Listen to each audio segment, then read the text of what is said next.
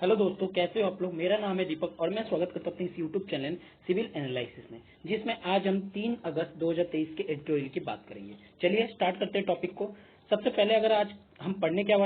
पढ़ने वाले हैं, सबसे पहला जो आर्टिकल है वो है the trajectory of progress must change. क्या बताया जा रहा है, जो हमारी एसडीजी गोल है उसमें किस तरह से इंप्रूवमेंट हो रहा है और किस तरीके से इंप्रूवमेंट करना चाहिए, इस बारे में बताया गया है कि जो हमारी बहुत सारी जो सस्टेनेबिलिटी डेवलपमेंट गोल है उसमें कहीं ना कहीं बहुत सारी कंट्रीज जो है लैग कर रही है, या बहुत सारी कंट्री का पार्टिसिपेशन कहीं ना कहीं यहाँ पे नहीं हो रहा है। ठीक है, तो उसके बारे में यहाँ डिस्कस की जा रही है। दूसरी आर्टिकल है हमारी कूप इन नाइजर। नाइजर में किस तरीके से कूप हो रही है, वहां की प्रेसिडेंशियल सरकार को हटा के किस तरह से फ्रांस और यूएस जो है कहीं ना कहीं पुश कर रहे हैं कि भैया आप डेमोक्रेसी यहाँ पे लाइए, और उस वजह से क्या हुआ है, जो वहां की जनता है या फिर कुछ मिलिट्री पर्सन है किस तरीके से नाराज है और वहां पे कूप कर रहे हैं, तो उसके बारे में यहाँ डिस्कस की जाएगी। तीसरी आर्टिकल है लीनियर रिग्रेशन, यानी कि यहाँ पे बताया गया किस तरीके से जो है अलग अलग डाटाज वगैरह किस तरह से प्रॉब्लम क्रिएट कर रहे हैं। जैसे नेशनल फैमिली हेल्थ सर्वे की डाटा जो है वो बता रही है कि जो ओपन डेफिकेशन फ्री है वो कहीं ना कहीं बहुत सारे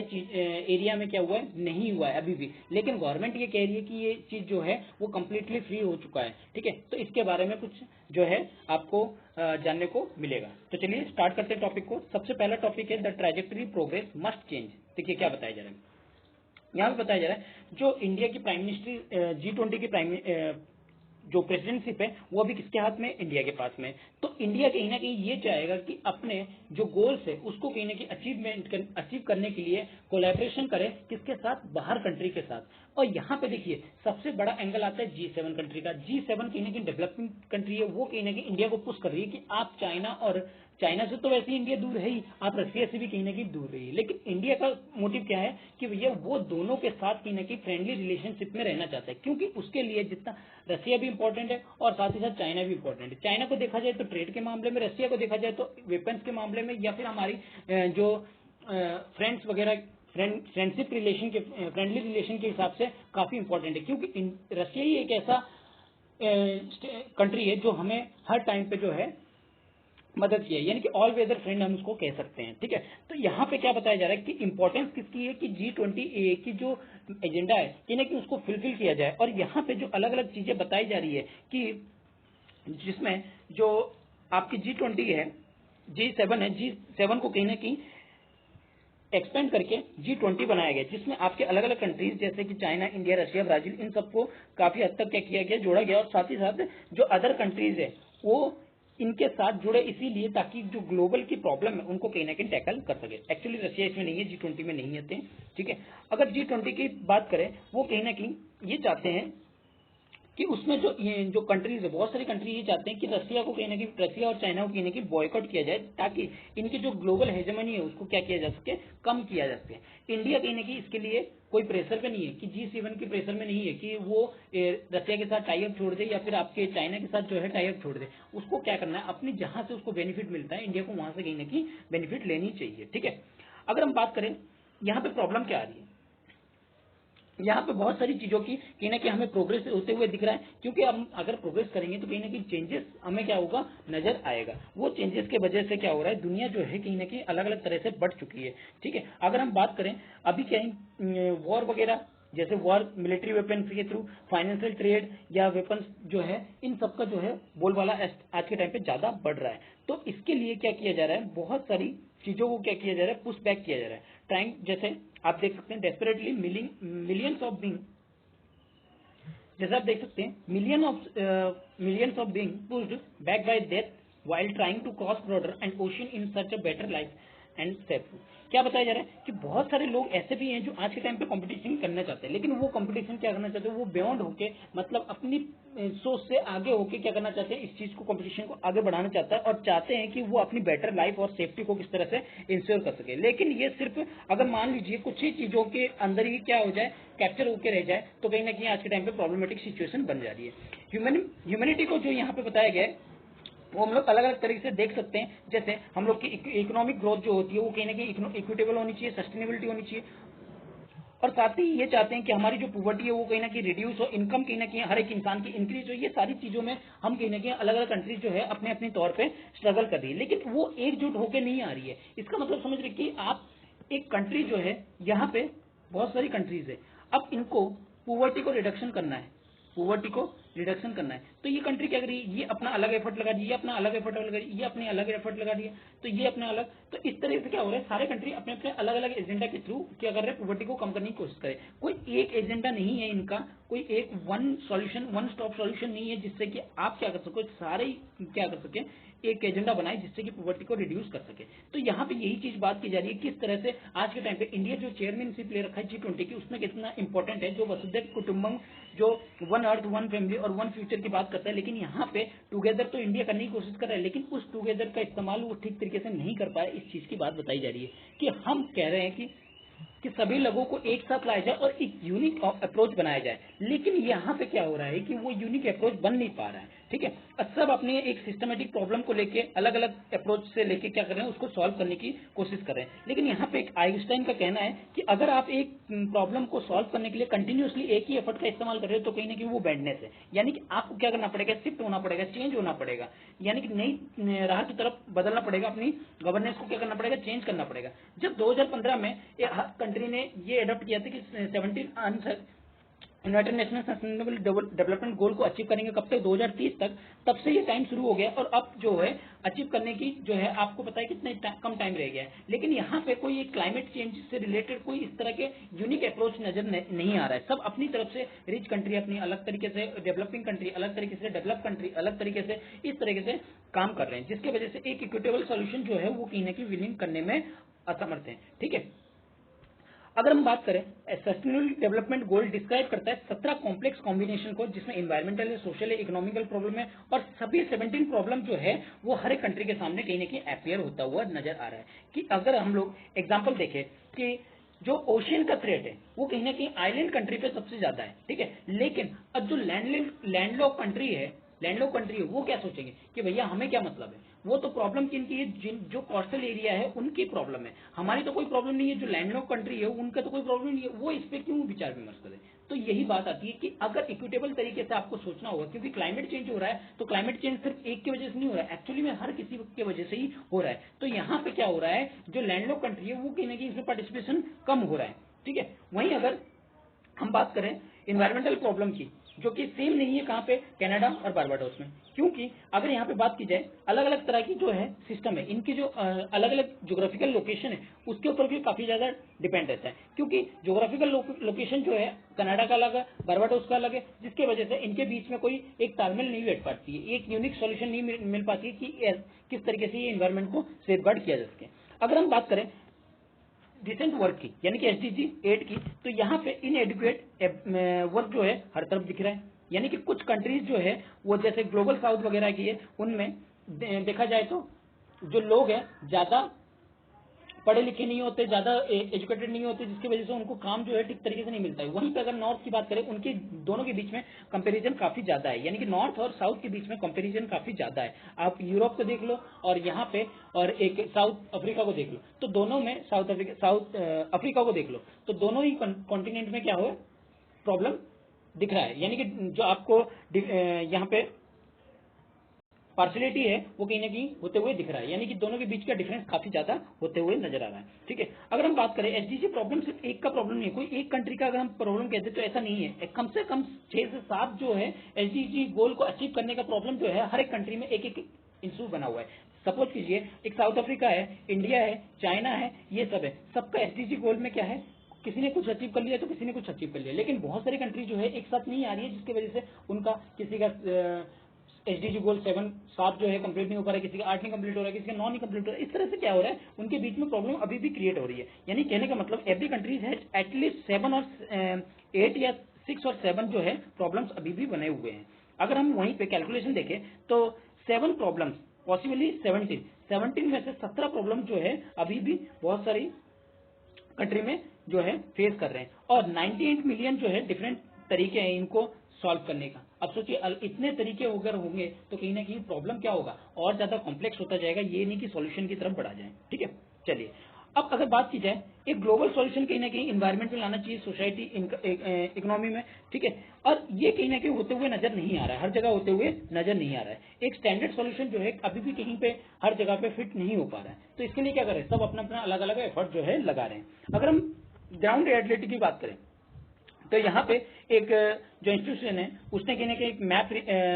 रियलिटी ग्राउंड की एक मैप जो है तैयार किया है, और उसमें उनके रिपोर्ट में ये बताया गया है, इसका रिपोर्ट का नाम क्या है, पिक्सल ऑफ प्रोग्रेस। इसमें क्या बताया गया, जो ह्यूमन डेवलपमेंट है अराउंड दी वर्ल्ड, ठीक है, वो क्या हुआ है उसके बारे में इन्होंने क्या किया है, एक एक्सप्लेनेशन दिया है। अब इसमें जो बताया है, वर्ल्ड को क्या किया गया, 40,000 माइक्रो रीजन में बांटा गया है, ठीक है, और उसको फिर उसके ऊपर एडवांस स्टैटिस्टिकल टेक्निक का यूज करके इसको एग्जामिन किया गया और इसके प्रोग्रेस और ग्राउंड रियलिटी को क्या किया गया, ऑब्जर्व किया गया है, ठीक है। अब इसमें जो बताया, it applies the yardstick of life expectancy income to compare wellbeing of people in this region. इसमें जो इनकम है या फिर इनके लाइफ एक्सपेक्टेंसी है उनको क्या किया है, मेजर किया गया है। तो इसमें रिपोर्ट में क्या कंक्लूड किया गया, जो ग्रोथ ऑफ जीडीपी ये कंट्री है उसमें कहीं ना कहीं कितने परसेंट की ग्रोथ है, सिर्फ 20% की प्रोग्रेस जो है देखी गई है, बाकी 80% कहीं ना कहीं लोकल और स्पेसिफिक देखी गई है। यानी ग्राउंड लेवल पे अगर कंट्री के लेवल पे देखा जाए सिर्फ 20% जो है अचीव की गई है और 80% जो है अलग अलग लोकल और स्पेसिफिक परसेंटेज के हिसाब से अचीव की गई है, ठीक है, प्रोग्रेस देखा गया है। अगर हम प्रेजेंट थ्योरी की बात करें, जो हम लोग बात करते हैं टॉप डाउन अप्रोच की, यानी कि ऊपर से लेकर नीचे तक, यानी कि जो ऊपर की जो फॉर्मुलेशन की जाएगी उसको नीचे क्या होगी, फिल्ट्रेशन के थ्रू पे पहुंचाया जाएगा, यानी कि लोगों के थ्रू पहुंचा जाएगा ग्राउंड लेवल पे। एक्चुअली में ये क्या काम करने वाली है, क्योंकि प्रॉब्लम जो है हमारी ग्राउंड लेवल पे, अगर ग्राउंड लेवल की प्रॉब्लम को हम ठीक तरीके से नहीं समझे, एक पॉलिसी मेकर जो है ऊपर बैठ के वो पॉलिसी बनाए कि यहाँ पे एक्चुअली में ऐसा हुआ होगा, क्या वो रियलिटी है, ये रियलिटी नहीं है। रियलिटी क्या है, आप उस ग्राउंड लेवल पे पहुंचो और टॉप डाउन अप्रोच से लेके आप क्या करो, बॉटम टू अप अप्रोच जो है उसको करने की कोशिश कीजिए, जिससे कि जो कॉम्प्लेक्स प्रॉब्लम है वो कहीं ना कहीं ग्राउंड लेवल पे जल्द से सॉल्व हो, तो वो ऊपर तक पहुंच सके। आप अगर पहले ही ऊपर की चीजों को उठाओगे तो नीचे की लेवल तक पहुंचते पहुंचते वो काफी देर हो जाएगी, ठीक है। और यहाँ पे कहीं ना कहीं हमें प्रॉब्लम देखने की पड़ेगी, इकोनॉमिक, एनवायरमेंट और सोशल प्रॉब्लम जो है देखने की मिलेगी। अगर इंडिया की अप्रोच की बात करें, इंडिया ने कहीं लाइफ स्टार्ट किया था, यानी कि life style for sustainable development, जो कि G20 में भी इसमें प्रपोज दिया गया अप्रोच को। और इसमें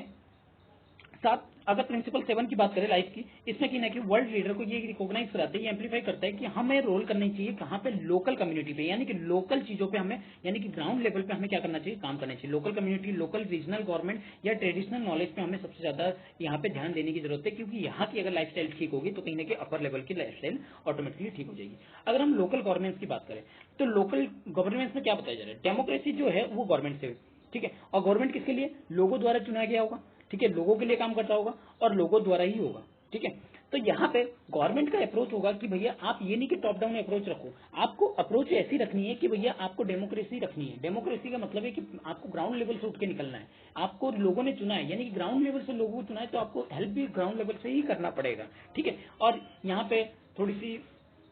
इलेक्शन की बात की है तो इसके ऊपर हमें कोई डिस्कशन नहीं करना है, ठीक है। तो यहाँ पे जो आपको एसडीजी गोल है किस तरह से अप्रोच करनी चाहिए, वो आपको एक पॉलिसी फॉर्मेशन जो है ठीक तरीके से करनी पड़ेगी, इसके कमियों को समझना पड़ेगा, इसके ड्रॉबैक को समझना पड़ेगा, किस रीजनल स्पेसिफिक को समझना पड़ेगा और साथ ही साथ इन पे काम करना पड़ेगा। और सिर्फ इंडिया को ही नहीं, सिर्फ इंडिया के अलावा बाकी कंट्रीज को भी एक साथ आना पड़ेगा और एक यूनिक सॉल्यूशन पे पहुंचना पड़ेगा, जिससे कि एक जो है इनकी प्रॉब्लम को एक साथ सॉल्व किया जा सके और 2030 के जो हमने टारगेट लिया है, एसडीजी गोल को टारगेट लिया है, उसको कहीं ना कहीं सॉल्व करने पे हेल्पफुल मिल सके, ठीक है। चलिए आगे बढ़ते हैं। अगला है लीनियर रिग्रेशन। यहाँ पे क्या बताया जा रहा है, गवर्नमेंट की रिस्पॉन्स है to statistical finding revealing inability to accept truth. देखिए क्या बताया जा रहा है। अगर बात करें जो international institution for population science है, केएस जेम्स की, ठीक है, उन्होंने क्या किया है, नेशनल फैमिली और सर्वे को प्रिपेयर किया है, ठीक है, और साथ ही साथ जो रिपोर्ट है जैसे हेल्थ मिनिस्टर की, उसकी रिपोर्ट को भी बताया और इसमें बताया कि जो इसमें कोई सुधार होते हुए नहीं दिख रहा है, इनको ये कह रहे हैं, ठीक है, इस चीज को बता रहे हैं कि स्पॉट कर रहे हैं, it is difficult not to spot विंडिक्स मोटिव्स। अब अगर रिसेंट ईयर की बात की जाए, गवर्नमेंट कहीं ना कहीं हॉस्टाइल अप्रोच रखती है किसके खिलाफ, जो ये रिलीज होते हैं अलग अलग तरह के डाटा, ठीक है, जो कि अलग अलग एजेंसी द्वारा रिलीज किए जाते हैं और साथ ही साथ यहाँ पे सच्चाई को बताते हैं कि पॉलिसी का काम जो है ग्राउंड लेवल पे किस तरह से काम कर रहा है और क्या फीडबैक जो है इनको मिल रही है, उस चीज के ऊपर ये काम करते हैं। अगर नेशनल फैमिली हेल्थ सर्वे 5 की बात करें तो यहाँ पे क्या बताया गया, डिबैंक द गवर्नमेंट क्लेम, जो गवर्नमेंट का दावा है कि 2019 तक की सभी विलेज जो है ओपन डिफिकेशन फ्री हो चुके हैं और ये कहीं ना कहीं दिखाता है कि 90% जो परसेंट जो है सर्वे हाउस होल्ड की किया गया, did not use any toilet facility, यानी कि जो नेशनल फैमिली हेल्थ सर्वे की डाटा क्या बता रही है कि भैया 19% जो ऐसी एरिया है जहाँ पे जो है लोग जो है टॉयलेट का यूज ही नहीं कर रहे।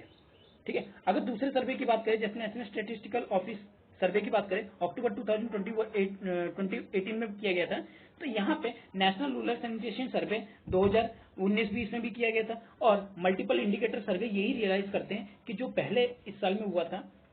ये इंडिकेट करते हैं कि जो ओपन डेफिकेशन फ्री है वो कहीं ना कहीं ठीक तरीके से काम नहीं कर रहा है ग्राउंड लेवल पे। ठीक है, नेशनल फैमिली हेल्थ सर्वे 5 ये कहीं ना कहीं और भी दिखाता है कि जो एनीमिया का राइज है वो कहीं ना कहीं बढ़ा है, और 50% 7% जो सर्वे है वो कहाँ पे किया गया, रूरल में, और यहाँ पे कहीं ना कहीं इस चीज की कमी नजर आती है। और साथ ही साथ नेचुरल गैस की भी बात बताई गई है कि लोगों को जो नेचुरल गैस मिलनी चाहिए किसके अंदर, उज्ज्वला योजना के तहत, वहां पे भी कहीं ना कहीं नहीं मिल पा रही है। ठीक है, चलिए आगे क्या बताया जाए। तो यहाँ पे रिसेंटली पास में देखा गया है, स्टैटिस्टिकल जो फाइंडिंग है वो कहीं ना कहीं अलग अलग तरह के डाटा को कहीं ना कहीं रिवील किया है। अगर ministry of statistical and programme implication की बात करें, इन्होंने कंज्यूमर एक्सपेंडिचर सर्वे 2017-18 की डाटा को दिखाया है, जो कि क्वालिटी कंसर्न बताया, और यहाँ पे इंपॉर्टेंट इंडिसेस दिखाया है कि इन्फ्लेशन को और पुवर्टी कहीं ना कहीं जुड़ रही है, जो कि आपके किससे, कंज्यूमर एक्सपेंडिचर सर्वे के साथ 2011-12 के जो कंज्यूमर एक्सपेंडिचर है उसमें कहीं ना कहीं गरीबी को यहाँ पे क्या किया जा रहा है, पैक्ट किया जा रहा है, पुवर्टी को लगातार इसमें पैक्ट किया जा रहा है। जो नेशनल स्टैटिस्टिकल सर्वे ऑफिस है उसमें पीरियोडिक लेबर सर्वे करता है, और वहां पे इस चीज को बताया है, जो क्लियर कौन करता है, नेशनल स्टैटिस्टिकल कमीशन इन 2018 में इसको क्लियर दिया है, और इन्होंने बताया कि अनएम्प्लॉयमेंट कहीं ना कहीं तेजी से इंक्रीज हो रहा है, और जिसके वजह से only government return to the power to the 2019। क्या मतलब बताया कि भैया 2018 में ये बताया गया कि भैया आपकी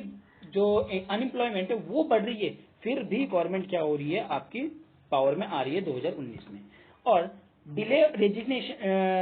रिजल्ट इन डेजिग्नेशन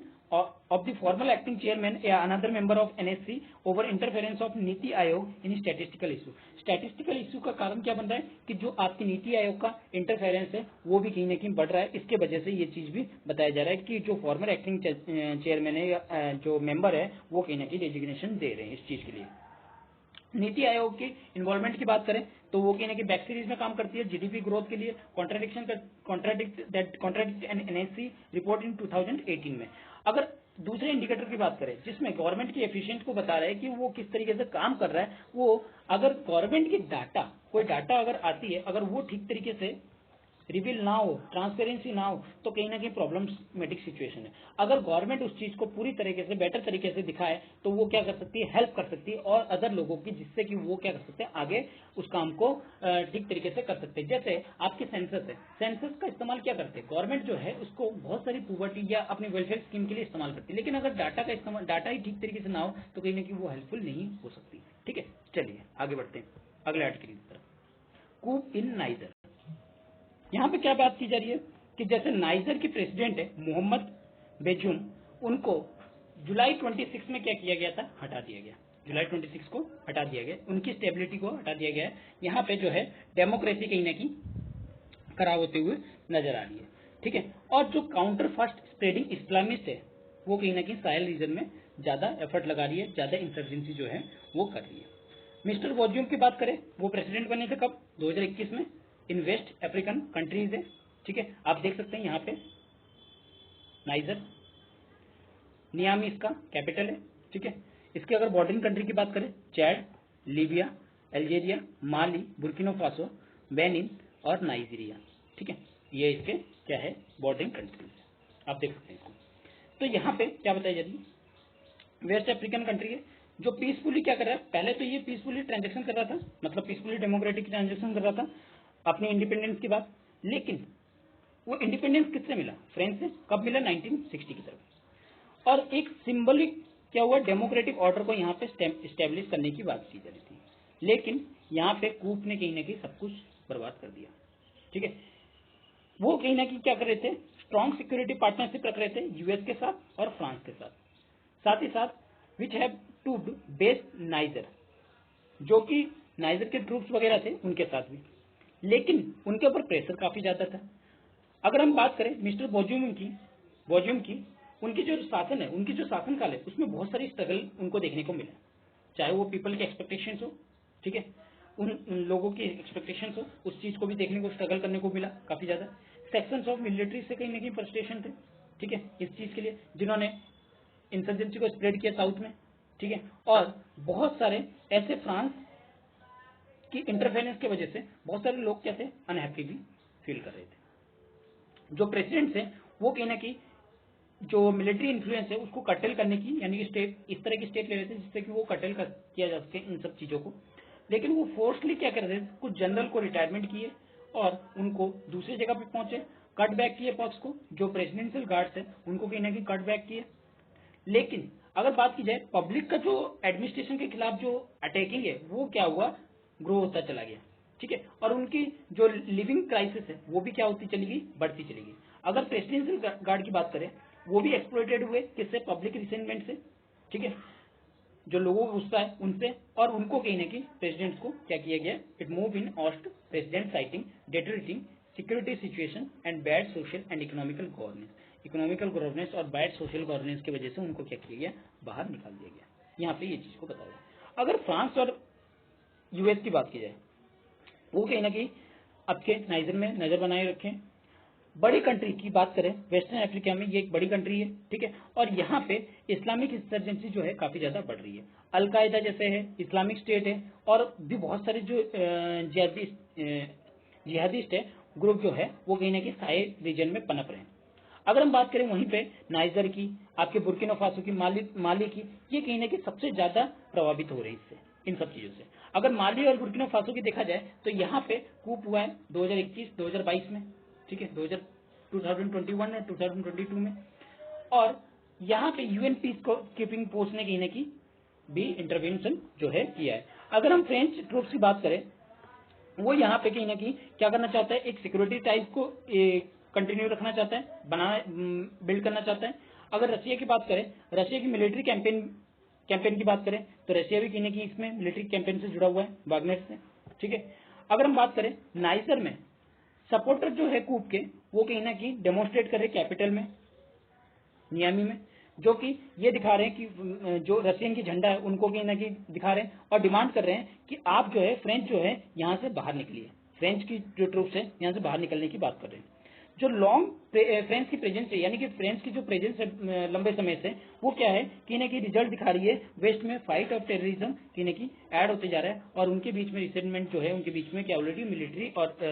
लोगों के बीच में जो है ज्यादातर बढ़ रही है, ठीक है। और लोग जो है